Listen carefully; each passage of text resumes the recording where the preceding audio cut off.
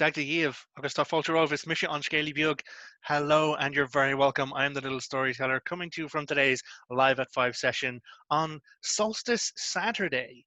That is correct. It is the 20th of June here in Ireland and it is the summer solstice. And so we decided to kind of have well, as ever, we have our Saturday hangout sessions, but we decided to kind of link that in, to connect it with the talk about the solstice itself and what it means for ourselves, some practices that we do, and just the awarenesses that it brings. And so we've really kind of touched on a lot of different things within the community, which is great. People who have very specific like routines or rituals and stuff that they have to do. People who are a part of so many different group rituals that they're going to spend the entire rest of the day engaging and supporting many rituals, and then they'll get to do their own ritual this evening. But we also have other people in the community who just aren't in the space, don't have the facilities, don't have the capability to engage in ritual kind of work on a solstice. And the awareness is that that is okay too. Be you standing around a bonfire with other people, well, socially distant, physically distant, because COVID world, stay safe out there.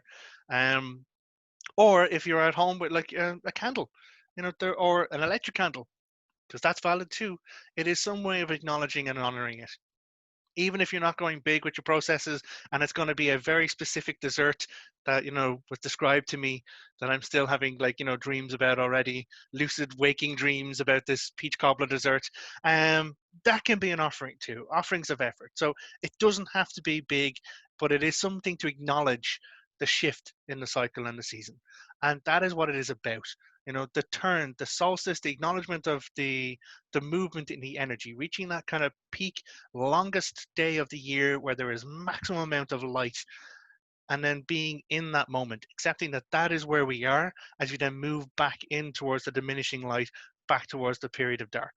Our ancestors have done it for decades, hundreds of years, millenniums, depending on how far you can actually justifiably go back through history or belief, if you want to extend into folklore and myth. And the awareness of these times of change has always been part of cultural heritage.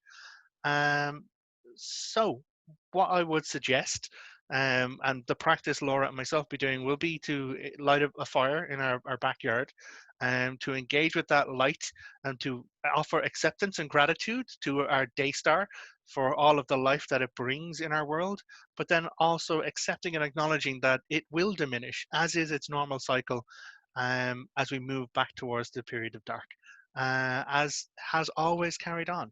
So what we would generally engage with is the awareness and that gratitude and the acceptance, and then whatever offerings we do will be offered within the light and within the flame of the fire. So it has been really, really great.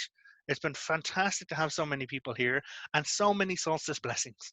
So many people kind of came in to share their voice and to offer the solstice blessings to other people, which, I'm glad to accept and I'm delighted to accept. Um, Whether you're here for your first time, whether it's your first time speaking, or whether you have spoken at every single Live at 5 that was ever done because you're the host, you're all valid. You're all amazing. There is no requirement on you to justify your position here or your acceptance here. We are absolutely 100% grateful to engage with our community, to connect with our community, and to support the ongoing growth of Live at 5. Gaurav Mahagas, thank you very much. Agus Lán.